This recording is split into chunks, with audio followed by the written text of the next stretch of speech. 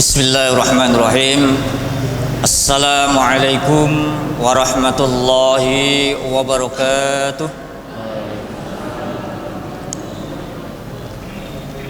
Alhamdulillahilladzi arsala rasulahu bil huda wa dinil haq liyudhhirahu 'alad dini kullihi wa kafa billahi syahida. Asyhadu an la ilaha illallah wahdahu la syarika lah wa asyhadu anna Muhammadan abduhu wa rasuluhu la nabiyya ba'dah. Allahumma shalli wa sallim wa barik ala Muhammad wa ala alihi wa sahbihi wa mawalah, amma ba'd. Ibu-ibu dan bapak jamaah pengajian Ahad pagi Masjid Darul Iman yang dirahmati Allah, alhamdulillah di penghujung bulan Syawal 1442 Hijriah ini banyak kejadian di sekeliling kita, banyak perubahan-perubahan yang terjadi setelah sebelumnya 1 bulan penuh kita melaksanakan ibadah siam Ramadan. Dan di bulan Syawal tentunya kita semua untuk mengaplikasikan apa yang telah kita pelajari, kemudian yang kita praktekkan juga di bulan Ramadan, di bulan Syawal dan seterusnya, untuk menjadi lebih berkualitas dan lebih bagus lagi. Karena itu Bapak Ibu, mari senantiasa kita bersyukur atas nikmat Allah Subhanahu wa taala, diberikan keimanan ini, dengan al-Islam ini, dengan badan kita yang sehat walafiat, dalam suasana yang sampai sekarang pun belum mereda, pandemi masih tetap berjalan, tetapi kita mendapatkan karunia dari Allah yang tak terhingga.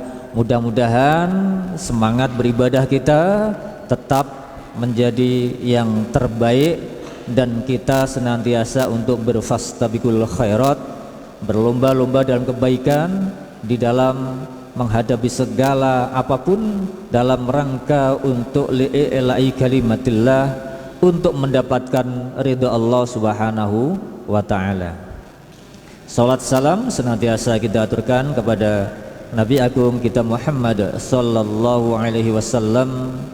Mudah-mudahan kita semuanya bisa berittiba', mengikuti jejak dan langkah beliau, termasuk para sahabat, para tabi'in yang senantiasa mengamalkan apa yang menjadi uswatun hasanah dari Rasulullah sallallahu alaihi wasallam dengan Al-Qur'anul Karim, dengan al-hadisnya.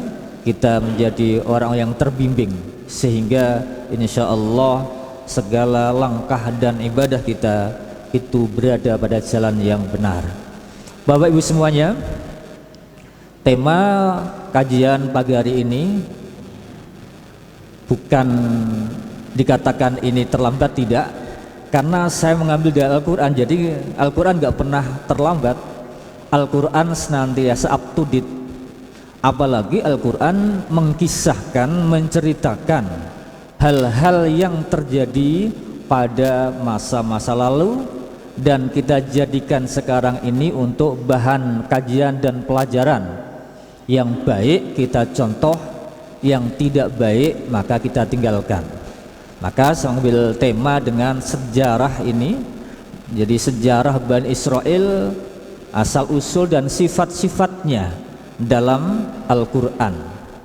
Kalau kita mendengar Bani Israel, mungkin ibu-ibu bapak masih ingat yang baru selesai terjadi kemarin, perang 11 hari, dan kemudian diikuti genjatan senjata. Tetapi Jumat kemarin Bapak Ibu mungkin yang mengikuti media, melihat siaran televisi dan sebagainya, ternyata juga terjadi lagi adanya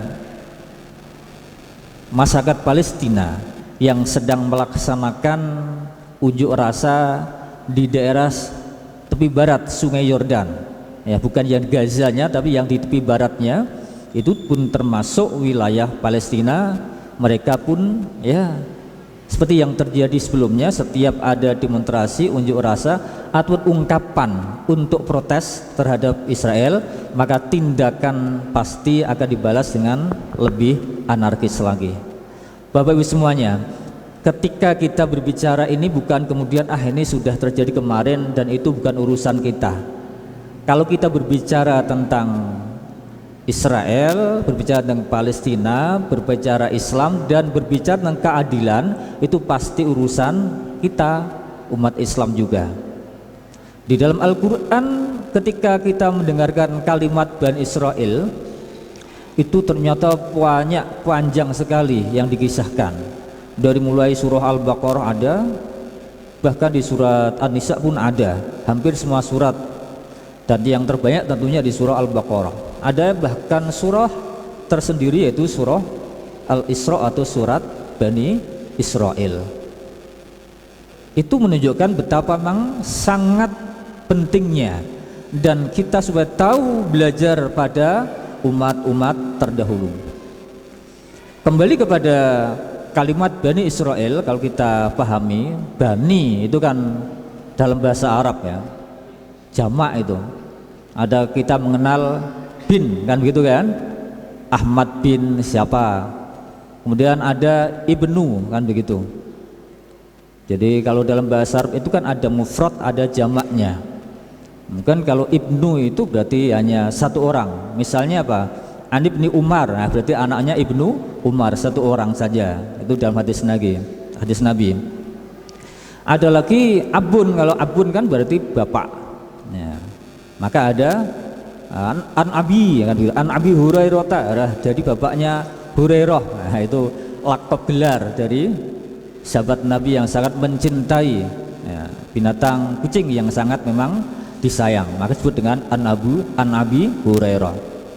Bani Israel itu berarti ya dari kata Bani dan Israel. Bani itu jamak dari Ibnun tadi, Ibnu, Bani. Kalimah itu hampir mirip dengan bana, kan begitu kan? Bana, bani. Ibu-ibu apa pernah mendengar kalimat bunia, kan begitu kan? Bunia. Ada bunyal Islam ala khamsin, kan begitu. Kemudian bani itu menunjukkan banyak anak-anak, kan begitu kan? Keturunan-keturunan. Dari bin karena bahasa Jawanya, bahasa kita yang sudah menjadi bahasa Arab yang sudah menjadi akrab bahasa kita. Tapi dalam bahasa Arab gak ada bin, gak ada, cukup dengan kalimat bani. Kalau bana itu bangunan, bana bangunan, bunia berarti dibangun. Tapi beda dengan buniyani ya, beda. Itu nama orang. Jadi Bani Israel itu berarti anak cucu keturunan dari Israel, kan begitu. Lah Israel itu siapa? Nah, nanti Bapak Ibu bisa melihat cerita kisah Nabi Yusuf ya, beserta saudara-saudaranya yang 12 yang punya seorang ayah juga Nabi Yakub. Nah, di situ nanti Bapak Ibu bisa belajar bagaimana kisah perjalanan beliau. Jadi Bani Israel berarti anak turun Nabi Israel. Yang Nabi Israel itu adalah identik dengan Nabi Yakub. Jadi anak turun Nabi Israel. Lah, kalau begitu Israel itu apa? Lah, kalau Israel yang sekarang itu negara, Bapak Ibu. Israel yang sekarang itu negara yang dibangun karena adanya suatu kepentingan politis dari beberapa orang, dari tokoh-tokoh Bani Israel juga, orang-orang Yahudi tentunya, yang kemudian membentuk suatu ya, kalau kita berarti partai politik Zionis yang tujuannya apa? Mendirikan suatu negara di tanah Palestina. Itu jauh pada abad ke-17-18 sudah itu. Kenapa kok bisa Bani Israel dan kemudian mendirikan negara Israel dan kemudian menempati wilayah di wilayah tanah yang sudah menjadi milik orang Palestina? Wah, ini ceritanya panjang Bapak Ibu ya, karena itu berabad-abad itu. Monggo nanti dibaca Al-Qur'annya secara lengkap, jangan baca kemudian pahami terjemahnya dari surah Al-Baqarah. Saya nanti akan mengutip beberapa ayat. Kalimat Israel saja itu sudah dimulai dalam Al-Quran, misalnya pada kalimat ya bani Israil adkuru ni'matallati an'amtu alaikum wa aufu bi ahdi ufi bi ahdikum wa iyaya farhabun. Nah itu saya tak lihat ayat berapa ini. Jadi itu kalimat awal dalam Al-Quran yang menunjukkan kata Bani Israel. Jadi kalimat awal itu. Maka Allah menyebut dengan ya Bani Israel. Nah ini kita ya, bentar kan saya lihat dulu ini dalam Al-Quran surah Al-Baqarah, ini ayatnya ayat 40. Jangan bisa lihat di ayat ke-40. Ya Bani Israil adkuru ni'matallati an'amtu alaikum wa aufu biahdi ufi biahdikum wa iyaya farhabun. Wahai Bani Israel, ya, wahai Bani Israel, udkuru, ingatlah padaku, kan begitu, ingatlah kamu semua. Ni'matallati an'amtu alaikum, nikmat yang telah aku berikan kepadamu, alaikum atas kamu. Wa aufu bi ahdi ufi bi ahdikum, wa aufu bi ahdi ufi bi ahdikum, tepatilah janjimu. Pembuka kalimat yang menyebut Bani Israel langsung ditegur oleh Allah, tepatilah janjimu. Ufi bi ahdikum, niscaya aku akan menepati janjiku. Nah berarti ini kalau kita pahami secara mafhum mukhalafah, ini berarti ada sesuatu yang tidak dilaksanakan, tidak dipenuhi. Janji-janji yang mereka buat kepada Allah lewat para nabinya tidak dilaksanakan, maka ditegur oleh Allah, wa aufu bi ahdi ufi bi ahdikum wa iyaya farhabun. Nah ini jadi kalimat yang terakhir itu dengan wa iyaya farhabun. Hanya kepadakulah kamu itu takut. Jadi berarti takut itu hanya kepadaku. Ternyata orang Bani Israel juga punya rasa takut juga. Kalau nggak takut nggak tegur oleh Allah Subhanahu Wa Taala. Nah, Bapak Ibu, nanti kita bisa melihat baru pembuka langsung begitu. Pada ayat berikutnya yang tidak jauh dari ayat ke 40 tadi. Nah, pada menjelang akhir, kalau di mushaf itu paling bawah pada halaman yang sama, ya, paling bawah. Kemudian atasnya ada kalimat juga itu. Nah, kalimatnya begini Bapak Ibu. Ya Bani Israil adkuru ni'mati allati an'amtu alaikum wa anni faddaltukum 'alal alamin. Nah ini kalimatnya kan mirip tadi. Yang pertama wa aufu bi ahdi ufi bi ahdikum, kalau ini wa anni faddaltukum 'alal alamin. Ya, nanti dilihat bentar, itu ayat keberapa? Saya nggak hafal ayatnya. Tapi di surah Al-Baqarah. Ya, di surah Al-Baqarah juga. Bentar ya.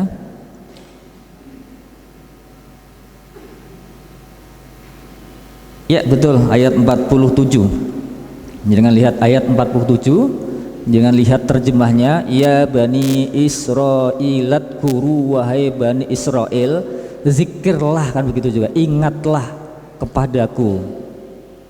Jadi zikir, ingatlah kepadaku. Ni'mati allati an'amtu alaikum, nikmatku yang telah aku berikan kepadamu. Wa anni faddaltukum, dan saya menjadikan kamu itu lebih utama, kami utamakan. Faddaltukum, fadilah dari kata faddala yufaddilu. Fadilah itu kan keutamaan, kamu itu umat yang utama.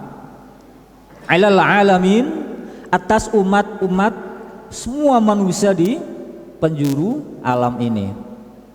Jangan nanti bisa baca di tafsirnya Pak Quraish Shihab yang dimaknai dengan faddaltukum 'alal alamin itu tidak sepanjang masa, tetapi pada masa itu, pada saat itu, pada saat diutusnya para nabi dan rasul. yang tentunya yang paling ya cerita yang sangat heroik berarti ketika perjalanan Nabi Musa menyelamatkan Bani Israel. Nikmat Allah yang tak terhingga yang begitu besar, bahkan diutamakan dengan umat yang lain, tidak sebanding dengan apa yang telah mereka janjikan, apa yang telah mereka laksanakan, sampai kemudian sikap kaum Bani Israel itu bagaimana. Nah, itu yang harus perlu perhatikan Bapak Ibu. Nanti saya tunjukkan banyak ayat-ayatnya. Kalau ini gambar apa ini Bapak Ibu? Inilah ya tempat yang menjadi perhatian di seluruh dunia. Perhatian di seluruh dunia. Tidak hanya umat Islam, tetapi ternyata umat yang lain, kaum Nasrani, kemudian orang-orang Yahudi, dan bahkan umat di seluruh dunia. Tempat inilah terjadi peradaban besar manusia. Disinilah pernah lahir pemimpin-pemimpin besar dunia, nabi-nabi Allah yang diutus untuk apa? Kebanyakan untuk memberi peringatan, pelajaran kepada kaum Bani Israel. Jadi kalau jenengan perhatikan, ternyata para nabi itu banyak yang dari keturunan Nabi Yakub, sehingga Bani Israel tadi. Nah, di sini pernah diselamatkan, dimulai ketika Umar bin Khattab membebaskan lokasi Masjidil Aqsa ini di Baitul Maqdis. Karena apa? Rasulullah Isra Mi'raj ya, minal Masjidil Haram ilal Masjidil Aqsa dan minal Masjidil Aqsa ila Sidratil Muntaha. Ini kan sejarah, momentum peristiwa yang besar, dan bahkan salah satu masjid yang dimuliakan Allah dibanding masjid-masjid yang lain, Masjidil Haram, Masjid Nabawi, dan Masjidil Aqsa. Sampai kapanpun umat Islam menginginkan bisa untuk hadir ya, bisa untuk datang berziarah ya, berkunjung ke Masjidil Aqsa. Tetapi kondisi sekarang tidak memungkinkan. Kenapa? Nah, karena ini dikuasai oleh Israel. Seandainya bisa dengan berbagai cara, mungkin negara-negara tertentu, apalagi kita nggak punya hubungan diplomatik. Nah, Indonesia sampai sekarang tidak mempunyai hubungan diplomatik secara resmi. Maksudnya kalau secara resmi itu ya negara dengan negara nggak ada memang. Tapi kalau person saya nggak tahu. Hubungan bisnis dengan para kolega sana saya nggak tahu. Bisa iya, bisa tidak. Bahkan mungkin bisa juga kita semua itu juga mengkonsumsi produk-produk sana. Kalau begitu, nah kita berperan juga ini. Kita nggak tahu, wallahu alam. Tapi secara ideologi negara kita, karena kita termaktub di dalam konstitusi kita, penjajahan di atas dunia harus dihapuskan karena tidak sesuai dengan pri kemanusiaan dan pri keadilan, ya kan begitu? Itu kan amanah konstitusi. Jadi selama ada negara yang masih menguasai negara lain, negara yang masih menjajah negara lain, maka tugas kita, karena itu amanah konstitusi di pembukaan Undang-Undang Dasar 45, maka negara Indonesia dimanapun posisinya, di Perserikatan Bangsa-Bangsa, di forum-forum internasional, apalagi di negara-negara OKI, Organisasi Konferensi Islam, ya pasti siapapun presiden dan menteri luar negerinya akan menyampaikan sikap mendukung perjuangan kemerdekaan Palestina. Nah, di Palestina itu rupanya wilayahnya yang dikuasai oleh Israel, wilayah pendudukan, wilayah yang sekarang ya semakin kecil karena wilayah yang besar sudah diambil alih oleh Israel. perang cuma 5 hari lah, itu tahun 67. Perang 5 hari menghasilkan wilayah Palestina yang jatuh, termasuk dulu ada wilayah Mesir yang di Sinai itu, yang kemudian Mesir mengadakan perjanjian perdamaian dengan Israel, akhirnya dikembalikan dan akhirnya Mesir membuka hubungan diplomatik. Jadi menukar wilayah. Sementara negara-negara Islam yang lain sampai sekarang sudah mulai ya sudah mulai di negara-negara Timur Tengah. Kenapa? Punya kepentingan yang berbeda-beda. Ya, mungkin kepentingan bisnis, kepentingan keamanan dan yang lain-lain. Sementara kita yang jauh tetap komitmen dan konsisten. Kenapa? Karena amanah. Dan yang paling utama adalah melihat ketidakadilan di seluruh dunia, maka pasti kita akan bergerak apapun, dimanapun dan siapapun, tidak pandang bulu mereka itu yang kena umat Islam atau tidak, bangsa Indonesia pasti akan membela. Nih, jangankan Palestina, yang jelas adalah pernah sebagai salah satu negara pertama yang mengakui kemerdekaan Indonesia pada tahun 1945. Selain Mesir, itu tercatat di dalam sejarah kita, ya, dalam sejarah kita tercatat Palestina ini yang pertama mengakui kemerdekaan kita. Mosok kita melihat saudara kita yang teraniaya diam saja, kan begitu. Baik, saya lanjutkan. Jadi di wilayah ini Bapak Ibu ada Masjidil Aqsa, ini tempat tersuci bagi umat Islam selain Masjidil Haram dan Masjid Nabawi Madinah. Di situ juga kaum Nasrani punya keyakinan lahirnya Yesus, lahirnya Nabi Isa. Maka orang-orang Nasrani selalu berziarah. Di sini juga orang Yahudi mengakui adanya kerajaan, kalau umat Islam Nabi Daud, kalau orang Yahudi David, kan begitu. Nabi Daud di situ.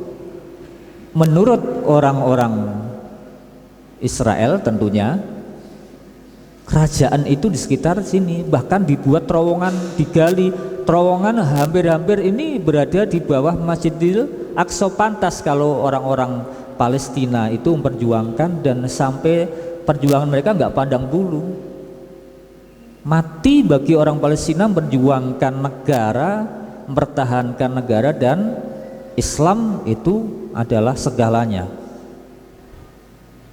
Nah kan jenengan nggak usah ke sana, karena jenengan tidak akan mampu dan nggak punya kemampuan. Cukup sana kita support apa? Doa kita, support apa? Ya biaya sumbangan jenengan yang kemarin itu jenengan berikan, insya Allah bermanfaat. Hari ini pun Lazismu masih menggalang bantuan, alhamdulillah sudah semakin banyak yang terkumpul. Jawa Tengah saja sudah hampir 8 miliar, 8 atau 9, nanti bisa dilihat itu di laporan. Kota Pekalongan yang kecil saja kemarin terakhir kalau nggak salah sudah sampai 40-an, 40 jutaan, 47 kalau nggak salah. Ini masih nanti anak-anak muda masih menggalang, bukan kemudian berhenti, belum. Perang 11 hari menyisakan 200 lebih yang meninggal, belum yang luka-luka.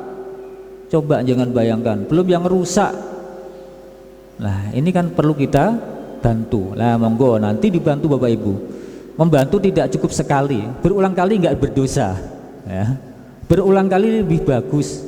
Yang penting adalah ikhlas, dan kemudian kita doakan selesai masalahnya di sana. Sampai kapan akan selesai? Sampai berdirinya suatu negara Palestina tentunya. Sudah diproklamirkan, sudah, ya sudah. Tetapi kan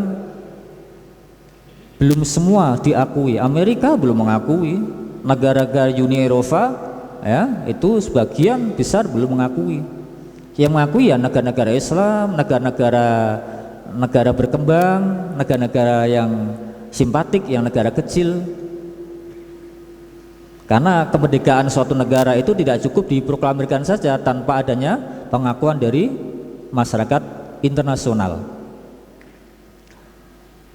Bapak Ibu semuanya, ini tadi yang saya sampaikan. Nah ini Ya bani Israil adhkuru ni'mati allati an'amtu 'alaikum wa aufu biahdikum wa iyaya farhabun. Ini kalimat pertama yang menyebut Bani Israel tadi. Jadi penuhilah janji, kan begitu. Wa aufu biahdi, ufi biahdikum, maka aku akan memenuhi janjimu.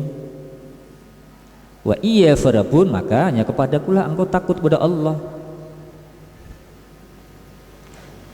Selanjutnya yang kedua, nah ini, jadi Bani Israel itu panggilan bagi kaum keturunan Nabi Israel, ya, keturunan Israel atau Israel kalau bahasanya orang Israel, negara Israel itu dalam Al-Quran ya Israel, karena di Al-Quran kan nggak ada yang ada kan i, u, ya, nggak ada o, nggak ada, yang ada i, u, a, nggak ada nggak ada.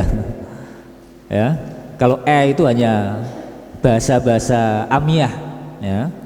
Solih nggak ada soleh, soleh itu bahasa aja panggilan, tapi kalau Al-Quran ya solih, solihun. Ahmad nggak ada Ahmed, nah, itu orang Mesir, orang Turki Ahmed, karena adat saja dalam suatu negara penyebutannya. Dalam Al-Quran Nabi Yakub disebut dengan nama Israel, maka Bani Israel adalah anak cucu Nabi Yakub. Ini yang saya sampaikan tadi, ayat 47 tadi ada kalimat ini, wa anni faddaltukum 'alal alamin, sesungguhnya saya itu mengutamakan kamu, memberikan keutamaan umat yang diutamakan, kayak gitu.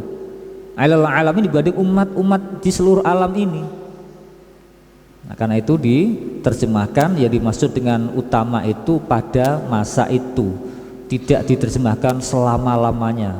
Nah, selama-lamanya berarti kita membenarkan perilaku mereka yang suka menyerobot, mengambil alih tanah orang lain, dan kemudian didirikanlah suatu negara. Kalau berbicara di kitab Taurat, bukankah dahulu wilayah itu adalah wilayah nabi-nabi Bani Israel? Bukankah kerajaan Nabi Sulaiman juga di situ? Bukankah kerajaan Nabi Daud di situ? Maka itu berartilah milik Israel. Itu orang-orang yang pro kepada Israel. Tapi lihatlah sejarah kembali di Al-Quran juga itu nanti. Ketika mereka melarikan diri dari kejaran Raja Fir'aun, ya, diselamatkan oleh Nabi Musa. Dengan tongkatnya Nabi Musa berhasil memukul laut itu, kemudian terbelah dan di laut ternyata ada jalan yang bisa dilewati, sampai kemudian diperintahkan masuklah engkau ke negeri Palestina. Nah, ternyata tidak semuanya mau, ya, tidak semuanya mau. Silakan engkau masuk ke sana dulu, kalau nanti aman, ya, kalau di sana aman nanti saya akan nyusul. Kalau di sana aman, nggak mau dia disuruh waktu itu. Kok kemudian berikutnya merasa untuk memilikinya.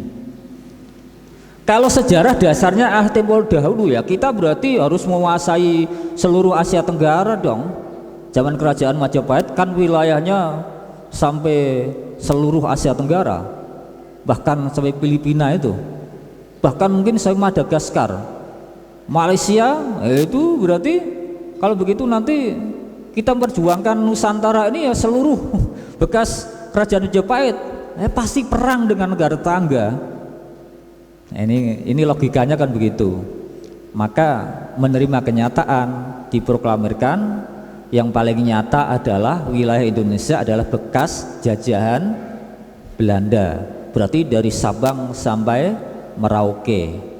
Maka ketika masa Pak Habibie tahun 99 kok Timor dilepaskan, ya karena melihat itu, karena bekas jajahan Belanda itu tidak termasuk Timur atau sekarang Timor Leste. Dan ternyata itu kan beban, tidak menjadikan malah bangsa kita itu tentram, tapi setiap saat kita itu dicaci maki oleh bangsa negara yang lain. Karena apa? Dianggap menjajah. Kita satu sisi membela Palestina tapi satu sisi menjajah. Maka oleh Pak Habibie, yang fair dong, kita lepaskan, itu kan bukan wilayah jajahan Belanda. Maka yang terjadi sekarang kita kan nyaman, tidak dikisrui masalah-masalah Timur dahulu nggak pernah habis-habisnya, berapa nyawa yang hilang, perjuangan itu yang luar biasa. Tapi setelah sekarang damai kan, berdamai, bahkan walaupun pada awalnya ya wajar ya, anak berpisah dari keluarga, pasti akan ada yang merasa tersakiti. Itu kalau berbicara sejarah begitu. Tapi kenyataannya mesti berbicara tentang hukum internasional. Ya, hukum internasional. Ketika Israel diproklamasikan itu, wilayah itu berada di tanah Palestina. Di Palestina itu, ketika Umar bin Khattab berhasil membangun masjid tadi, Masjid Aqsa, maka tanah itu terbuka untuk semua umat. Tidak hanya untuk umat Islam. Silahkan orang-orang Nasrani yang mau berziarah di Nazaret, silahkan. Orang Yahudi yang mau beribadah di kuilnya, silahkan. Enggak ada masalah. Berabad-abad, 4-5 abad itu. Ada masalah ketika ada orang yang ingin mengatur, kan begitu kan? Ada masalah ketika ada orang lain yang ingin mengatur.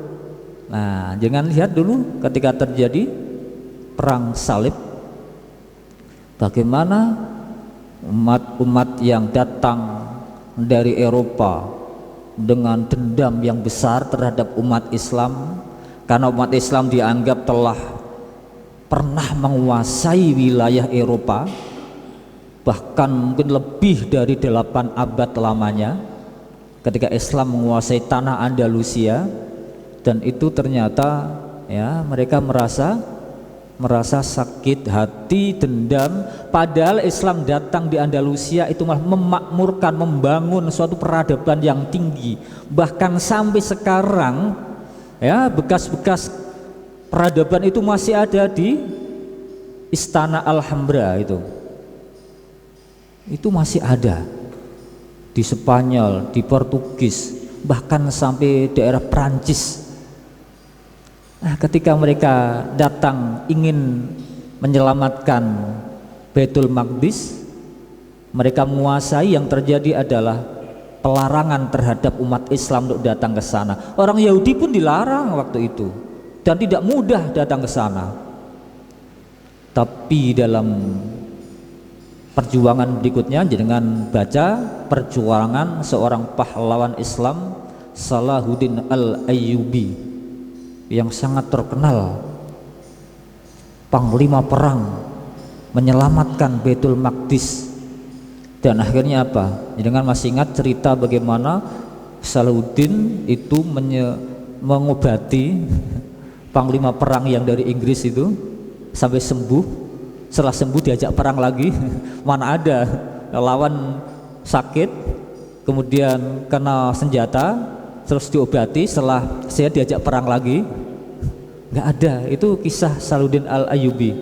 Ketika mereka kalah dan mengakui kekalahannya, Salahuddin tidak membinasakan, enggak, bahkan diterima dengan tangan terbuka, silahkan.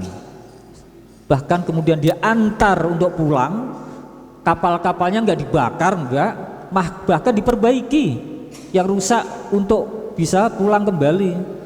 Kemudian disiapkan logisnya, ya, disiapkan semua piranti, tidak kemudian kok. Itulah sikap seorang Muslim dimanapun lah, jangan nggak asal lihat di situ, dimanapun, di belahan dunia manapun, setiap yang hadir Islam pasti terjadi kedamaian. Di situ pasti terjadi adanya ketenteraman. Itulah Islam yang bawa rahmatal lil alamin. Bapak Ibu, selamatkan Baitul Maqdis, dan berhasil diselamatkan sampai berabad-abad lamanya terjadi kedamaian, ketentraman di antara ketiga pemeluk agama besar yang pada dasarnya itu adalah dari keturunan yang sama. Masalah timbul lagi ketika ada orang lain ingin merebut lagi dan mengatur lagi. Siapa ini? Israel, Bani Israel, negara Israel datang menguasai wilayah. Bahkan Inggris yang penguasa, penjajah negara Palestina dan sekitarnya itu dulu kan wilayahnya banyak, itu termasuk Suriah itu. Yang terjadi apa? Inggris aja nggak kuasa menghadapi. Maka yang terjadi apa? Itulah memproklamirkan negara Israel dengan dia mendirikan sebelumnya Zionisme. Tujuannya adalah untuk mendirikan negara di tanah Palestina. Jadi Bapak Ibu, ibaratnya tanah itu ya dikuasai oleh Israel itu bahkan 70%-nya. Sementara yang umat Islam Palestina, maksudnya, mohon maaf, tidak hanya umat Islam saja, karena Bapak Ibu di Palestina itu pun ada umat Nasrani, bahkan juga ada Yahudi. Walaupun di Israel pun ada umat Islam, yaitu orang-orang Arab. Waktu perang Arab dia tidak meninggalkan, tapi tetap berada di situ dan mereka menjadi warga negara Israel. Ada juga ada orang Nasrani, ada orang yang lain, agama yang lain ada memang, tetapi ya 70-80% ya Yahudi. Walaupun tidak semua Yahudi itu benci kepada Islam. Yahudi yang senang Islam ada. Siapa? Yang mereka kemudian masuk Islam. Innal ladzina amanu wal ladzina hadu wan nasara was-sabiina man amana billahi wal yaumil akhir wa amila sholihan falahum ajruhum inda rabbihim wala khaufun alaihim walahum yahzanun. Loh, kan begitu. Siapapun mereka yang beriman kepada Allah, baik orang Yahudi, orang Nasrani, bahkan orang Sobiin, itu akan masuk surga. Tapi syaratnya apa? Aminu wa amilus sholihat. Ya berarti iman dan amal soleh, ya masuk Muslim berarti, kan begitu. Jadi syaratnya ya harus Muslim, iman dan amal soleh.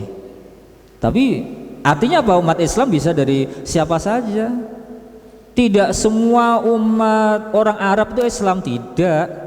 Ada orang Arab yang Yahudi, ada yang Nasrani banyak. Itu orang-orang Kristen di Suriah itu ibadahnya itu kan seperti orang Islam. Kelompok Nasrani yang di Arab itu kan hampir mirip itu, seperti orang sholat itu. Demikian juga ya, tidak semua orang Yahudi, tidak semua orang Israel itu Yahudi, atau orang Yahudi otomatis Israel enggak. Orang Yahudi itu agama, kan begitu. Tetapi kebanyakan orang Israel adalah Yahudi. Walaupun tidak semua Yahudi Israel. Ada orang Indonesia ya Yahudi, ya mungkin ada, bisa terjadi. Wong itu faham. Baik, kita lanjutkan. Jadi sejarahnya itu tadi. Nah ini dimulai dari sinilah ya. Nabi Ibrahim memiliki putra yang bernama Ismail dan Ishak. Ismail kemudian menjadi nenek moyang bangsa Arab sampai keturunannya sampai Nabi Muhammad. Kemudian Ishak itu bapak Nabi Yakub menjadi nenek moyang bangsa Yahudi. Nah itu kan berarti satu keturunan. Iya, kalau tarik ke atas lagi ya semua satu, Bani Adam, kan begitu, Mim Bani Adam. Maka kalau Nabi menyampaikan ya menyebut orang itu Bani Adam, ya menyebut Bani Adam. Jadi Israel itu istilah yang berasal dari bahasa Ibrani, yaitu Isra yang artinya hamba atau kekasih, dan Il bermakna Tuhan. Jadi Israel adalah hamba Allah atau kekasih Allah. Ya kekasih Allah karena Israel itu tadi kalau ditarik Nabi Israel, ya kan, Nabi Yakub, maka kasih Allah. Semua nabi menjadi kekasih Allah. Jadi ini ada korelasinya. Kalau dalam nama-nama malaikat kan ada nama Jibril, ya kan, Israel, Mikail, nah, Il itu karena utusan Allah, itu ada kemiripan. Karena bahasa Ibrani, bahasa Arab itu pada dasarnya serumpun awalnya. Pada dasarnya serumpun. Dari keempat istrinya Yakub memiliki 12 putra, yakni Ruben, Simeon, Lewi, Yehuda. Lah ini kata Yahudi dari Yehuda ini. Dan Naftali, Gad, Asher, kemudian Isahar, Zebulon, Yusuf dan Benyamin ini atau Bunyamin, yang kemudian Yusuf bin Yamin inilah yang bersaudara. Ini kan dari keempat istri, tidak satu istri nih ya. Inilah yang kemudian dalam sejarah Nabi Yusuf itu dibuang oleh saudara-saudaranya karena iri. Nah, kalau cerita yang lalu Bapak Ibu kan mendengar Nabi Yusuf yang parasnya sangat tampan ya, bahkan pernah sangat dicintai oleh istrinya raja, walaupun tidak sampai ya. Setelah berikutnya kemudian dalam kisah itu, setelah rajanya itu meninggal kalau nggak salah, kemudian Nabi Yusuf itu menikah. Yusuf tidak disukai saudara-saudaranya hingga ia dijual kepada seorang musafir. Oleh si musafir, Yusuf dijual ke Mesir setelah melalui masa-masa yang penuh penderitaan. Kemudian sambil cerita ringkesnya ketika Nabi Yusuf diperintah oleh raja untuk bahasa sekarang itu memprediksi, kemudian mengkalkulasi, kemudian memberikan solusi, tidak hanya ngeramal saja. Kalau sekarang kan ngeramal itu bisa bermakna positif negatif. Nek ramalannya untuk orang-orang yang senang main judi, nah itu yang negatif. Setiap kejadian apa diramal jadi angka loh, kemudian dibeli angka itu, ya itu orang stres namanya. Ada orang meninggal dicari rumahnya nomor berapa, dibeli, ya stres. Ada orang kecelakaan tidak ditolong malah dicari nomornya, katanya begitu, terus dibeli, kok delalah keluar, wah ini berhasil, setan ini akhirnya memberikan ya kepada orang itu, kesyirikannya semakin terjadi. Itu kebetulan tuh ya hanya 1-2 saja, tidak semuanya. Nah, tapi yang namanya orang karena tidak pakai nalar sehat ya seperti itulah. Jadi apa yang disampaikan Nabi Yusuf kemudian ternyata benar. Nabi Yusuf merintahkan ya untuk menyiapkan lahan-lahan pertanian, kemudian tanah-tanah ditanami dengan ya tanaman yang berkualitas. Kalau bahasa kita ya padi, jagung, palawija. Siapkan gudang-gudangnya, berarti kalau kita menyiapkan tempat bulognya itu ya, bulognya banyak.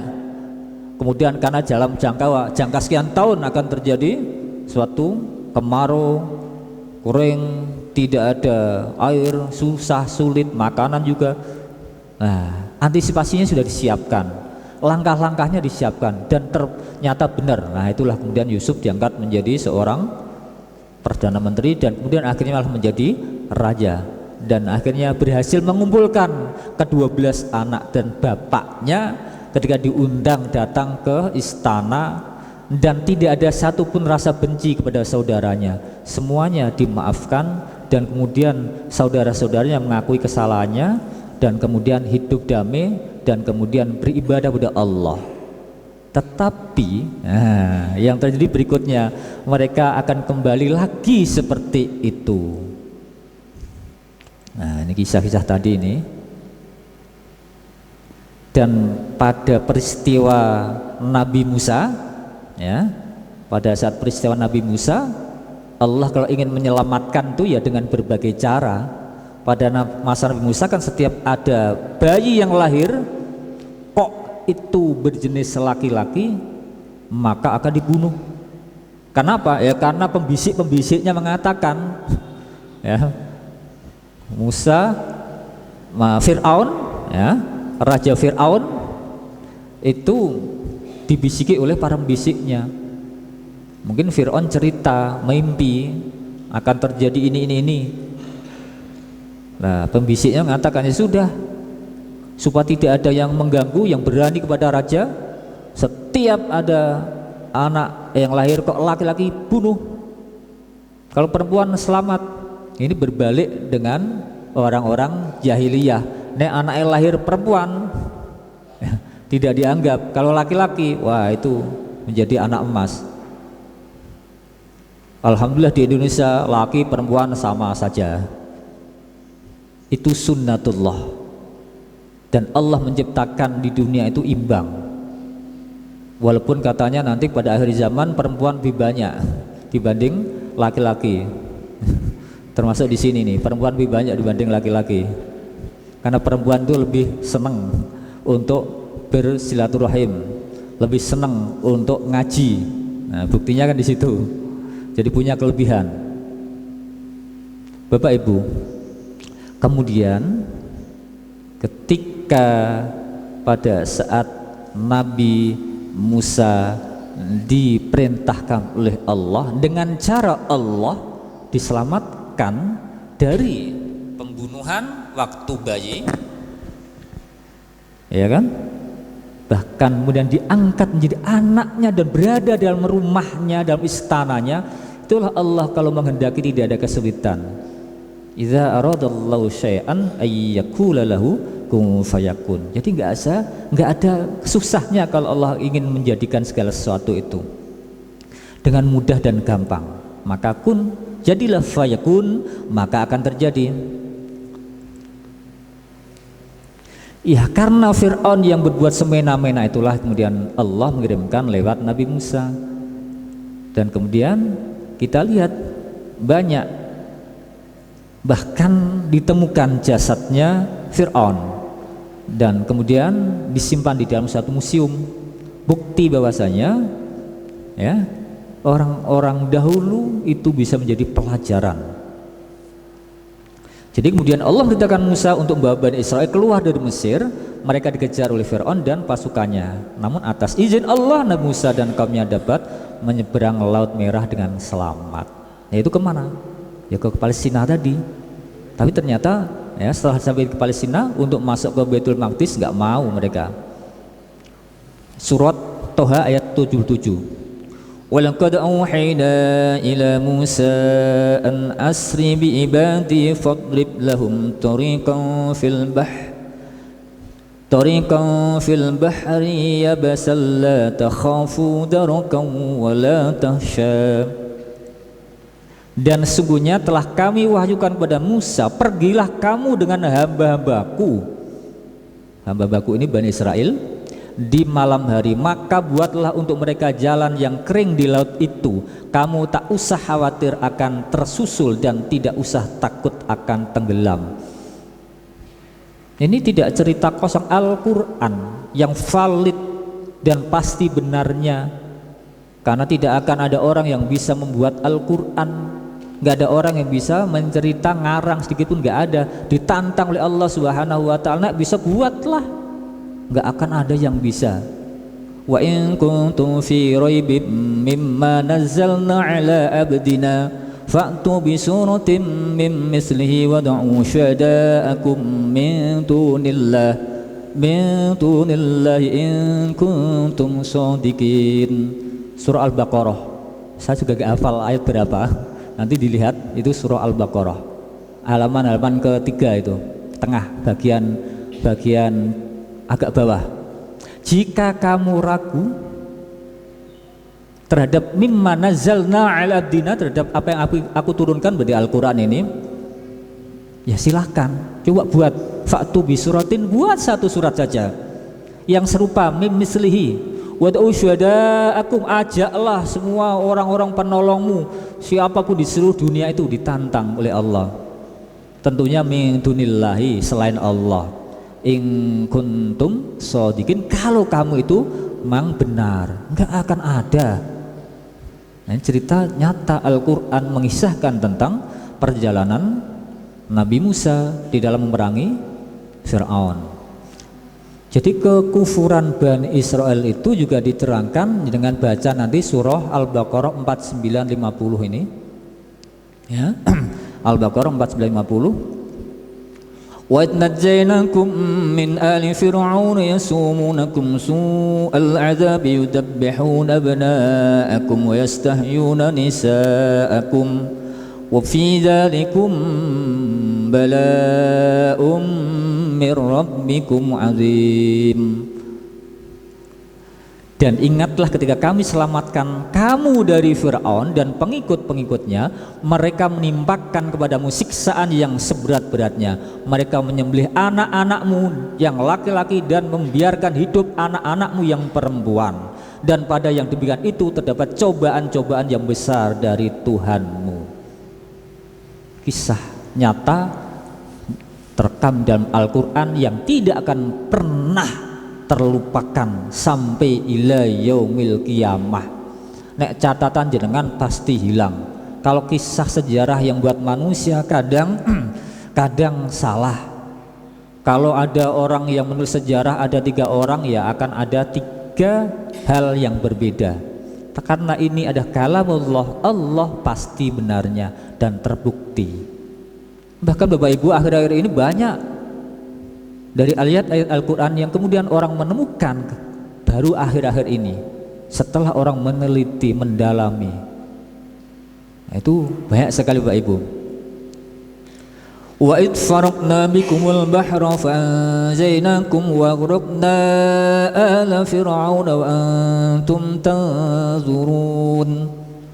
Ini ayat berikutnya, ayat 50. Dan ingatlah ketika kami belah laut untukmu, lalu kami selamatkan kamu dan kami tenggelamkan Fir'aun dan pengikut-pengikutnya, sedang kamu sendiri menyaksikan. Dan pakainya nalar nggak mungkin mosok laut hanya dengan tongkat kok kemudian berubah jadi jalan. Ada sih yang merasionalkan, oh saat itu pas kejadian air laut surut ya, air laut surut kemudian air laut itu bisa dilewati.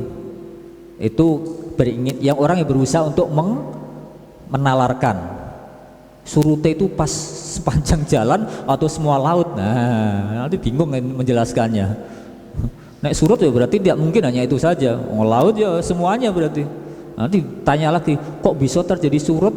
Kemudian dalam ilmu ilmiahnya bagaimana itu? Ya, dalam menjelaskan ilmiahnya bagaimana? Ya bingung lagi nanti. Tapi karena keyakinan, ya paling mudah. Karena yakin itu semua adalah atas kehendak Allah Subhanahu wa Ta'ala. Ini kisah ini banyak Bapak Ibu dalam Al-Quran. Saya ambilkan saja langsung ini pada ayat-ayat langsung ini, kisah Bani Israel ya. Nanti dengan lebih banyak nanti baca lagi mulai ayat 49 sampai 74, 49 sampai 74 surat Al-Baqarah. Dari mulai tadi saya menyampaikan perjanjian ya dengan Nabi Musa ingin beribadah kembali, tapi juga ngeyel meneh. Dan kemudian mereka itu banyak untuk tidak mau melaksanakan, walaupun akhirnya dia juga melaksanakan tapi dengan cara susah. Disuruh untuk berkorban dengan menyembelih seekor sapi, maka disebut dengan ayat surah Al-Baqarah.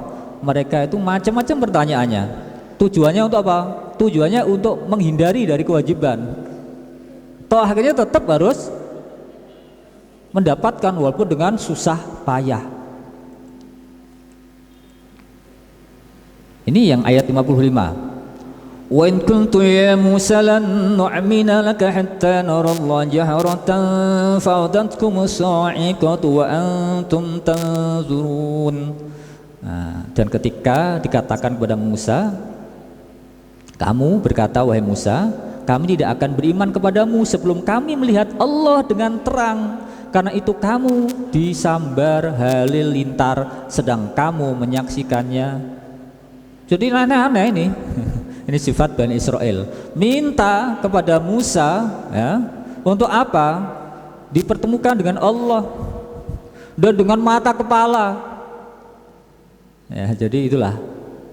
Gimana mungkin ada makhluk bisa melihat Khalik di dunia ini kecuali besok pada yaumul akhir di surga, kenikmatan terbesar bagi kaum muslimin. Ini gak mungkin. Gimana caranya? Nabi saja tidak bisa kecuali mendapatkan kalimat-kalimat Allah. Termasuk Nabi Musa pun pernah mendapatkan, kalau orang-orang Yahudi menyebutkan mendapatkan 10 perintah. Nah, 10 perintah. Kalau orang Islam mengatakan itulah kitab Taurat, firman Allah yang diberikan kepada Nabi Musa. Jadi setelah orang tersambar petir tersebut meninggal, Nabi Musa berdoa agar ia dihidupkan kembali. Allah menunjukkan kasihnya dengan membangkitkan orang tersebut. Tujuannya tidak lain adalah agar mereka bersyukur. Itulah karena Nabi. orang yang meninggal ketebar petir kemudian bisa dihidupkan kembali biiznillah. Ini ayatnya ya, surah Al-Baqarah 243. Alam tara ilal ladzina kharaju min diyarihim wa hum ulufun khadarul maut faqala lahumullahu mutu thumma ahyahum innallaha ladzu fadlin 'alan nasi walakinna aktsaran nasi la yashkurun. Mohon maaf, ini bukan Al-Baqarah ya, nanti bisa dilihat, salah ngetik saya ini. Nanti dilihat ayatnya, jadi dengan ketik yang alam taro nanti akan muncul surat apa.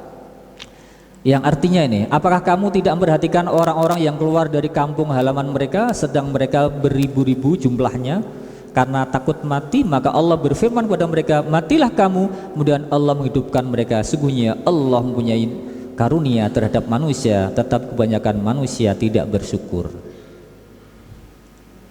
Allah menunjukkan kemaha kekuasaannya.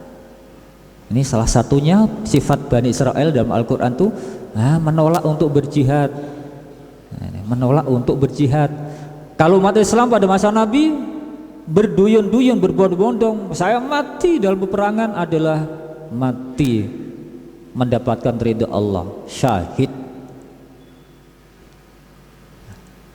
Surah Al-Maidah 24.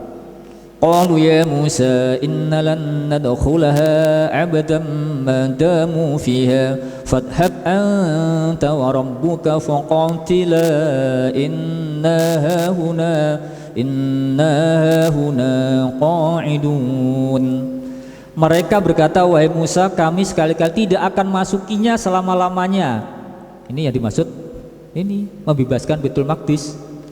Selagi mereka ada di dalamnya, karena itu pergilah kamu bersama Tuhanmu dan berperanglah kamu berdua. Mosok Nabi Musa dengan Tuhan disuruh berperang berdua membebaskan Baitul Maqdis. Itulah orang-orang Israel, Bani Israel. Sesungguhnya kami hanya duduk menanti di sini saja saenai dewe. Nah, karena waktu Bapak Ibu, nanti dengan baca tadi yang saya tulis surah Al-Baqarah tadi ya, sampai dia itu macam-macam.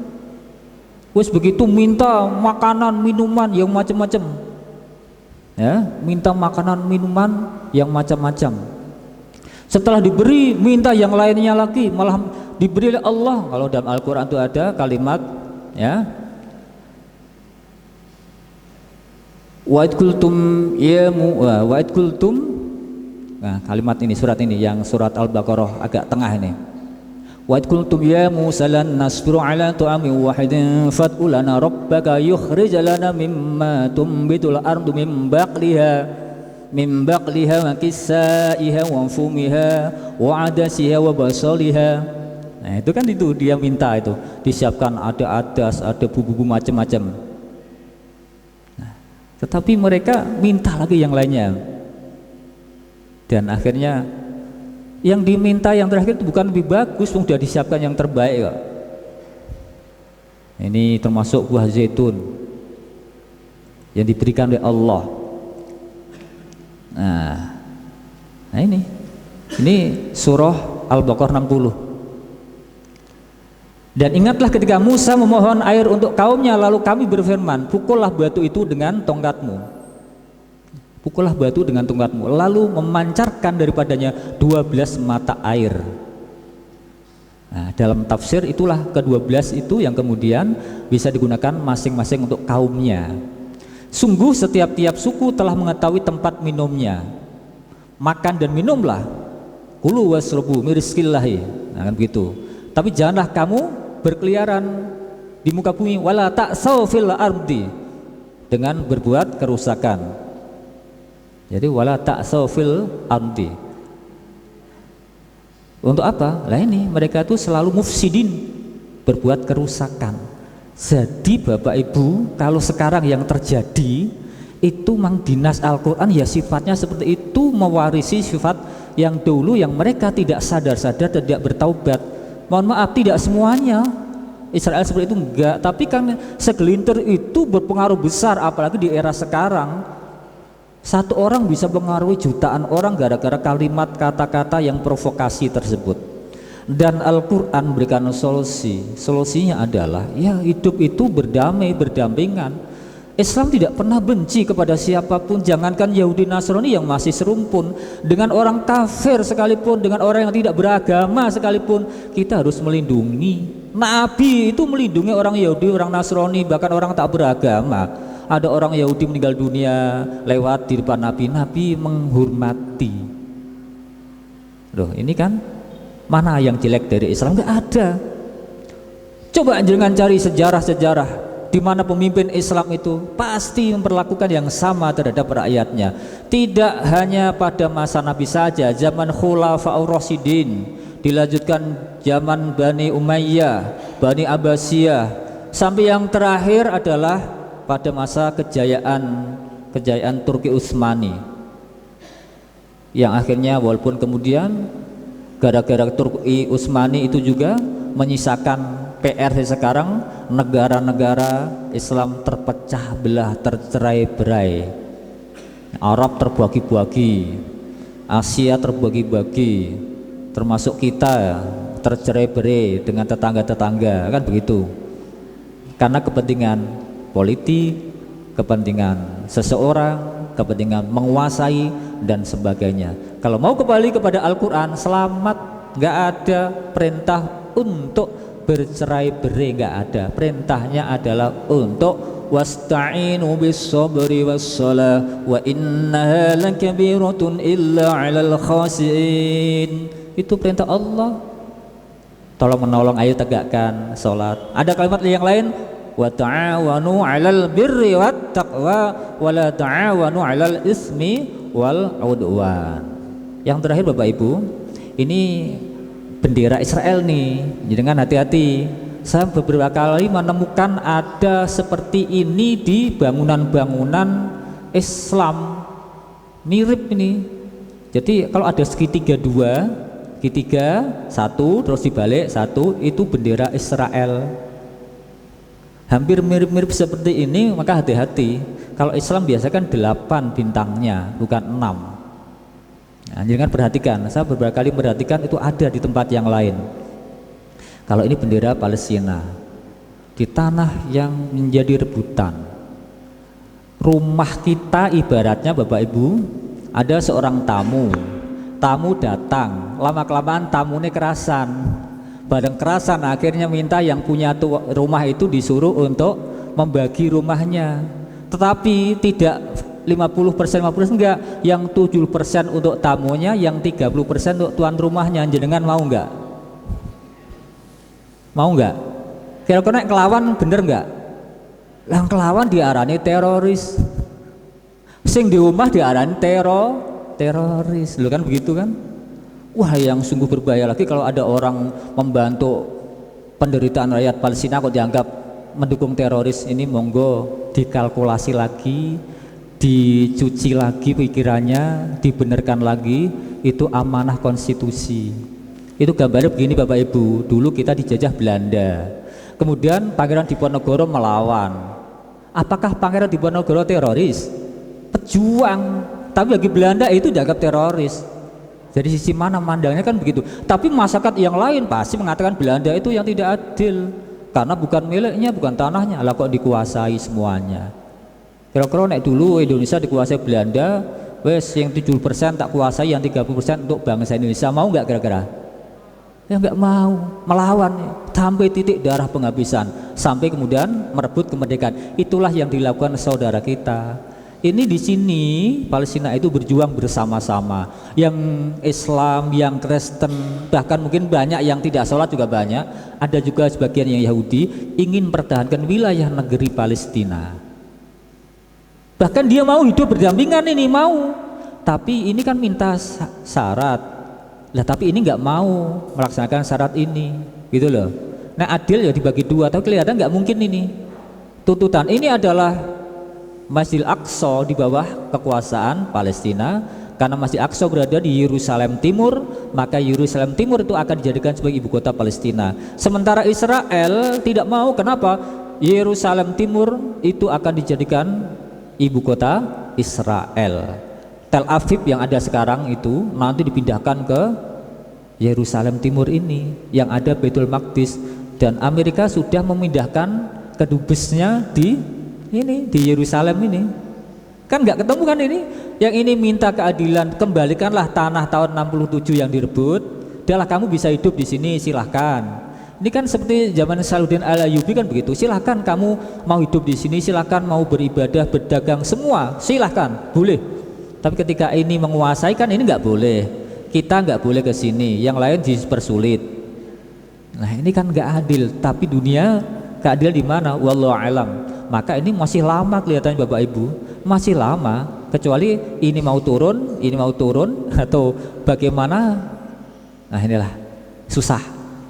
Jadi ini ibaratnya ngudari benang yang ruwet.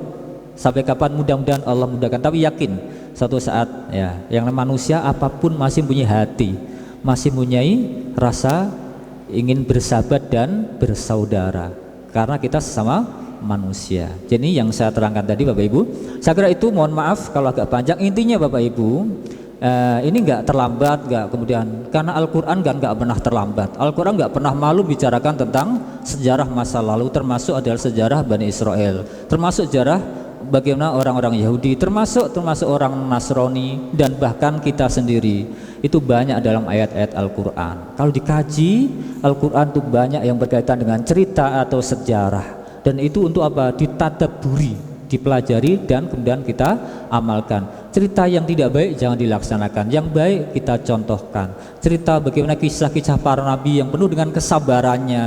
Ada nabi yang mendapatkan banyak ujian cobaan dan mendapatkan gelar ulul azmi karena ketabahannya, kekuatannya. Maka kita contoh, kita tiru, dan kita bisa meniru seperti itu. Dan Nabiullah Muhammad SAW adalah sebagai uswatun hasanah yang terakhir, sebagai khatamun nabiyyin. Pasti itu akan banyak memberikan efek yang besar bagi umat manusia ini, tidak hanya umat Islam saja. Al-Quran itu banyak memberikan pelajaran tidak hanya umat Islam saja, tapi ternyata untuk semua umat manusia. Maka dzalikal kitabul la raiba fihi hudal lil muttaqin alladzina yu'minuna bil ghaibi wa yuqimunas salata wa mimma razaqnahum yunfikun, dan seterusnya. Hudal lin nasi di dalam surah Al-Baqarah yang lain kan Al-Quran sebagai hudal lin nasi wa bayyinatin minal huda wal furqan 184. Tunjuk untuk manusia, tidak hanya untuk hudal lil muttaqin wa hudal lil muslimin, ya itu tidak, tapi ternyata hudal linnas, petunjuk untuk umat manusia. Kalau mau mempelajari Al-Quran, insya Allah dia akan sadar, insya Allah dia akan mengerti tentang bagaimana hubungan hablum minan nas, hubungan antar manusia. Saya kira itu Bapak Ibu, terima kasih. Mohon maaf kalau ada yang kurang berkenan, dan mohon nanti bisa ya, yang namanya berinfak, bersedekah, beramal tidak harus sekali, berulang-ulang kali. Kalau hari ini kita peduli kembali, kemudian mau untuk mendarmakan, untuk memberikan infak, nanti bisa diserahkan kepada anak-anak muda Muhammadiyah yang hari ini pun masih menggalang, karena apa? Dibutuhkan. Sana butuh akan adanya obat-obatan. Rumah sakit yang sudah didirikan oleh ya saudara-saudara kita orang-orang Indonesia di Palestina, di Gaza, itu sangat berfungsi dan sangat bermanfaat. Dibutuhkan sana adalah obat-obatan, ya makanan, semuanya itu. Karena di sana kan wilayahnya tertutup, wilayahnya tidak bisa bebas. Kalau kita kan bebas, di sana serba sulit hidupnya. Kalau kita tidak membantu, siapa lagi? Karena kita sebagai bangsa muslim terbesar di dunia, masa diam saja melihat ada penderitaan yang ada di sekeliling kita. Demikian, dan mari kita akhiri dengan membaca doa kafatul majelis bersama. Subhanakallahumma bihamdika asyhadu an la ilaha illa anta astaghfiruka wa atubu ilaik. Mohon maaf atas segala khilafan. Nasrun minallah wa fatun qarib. Wassalamualaikum warahmatullahi wabarakatuh.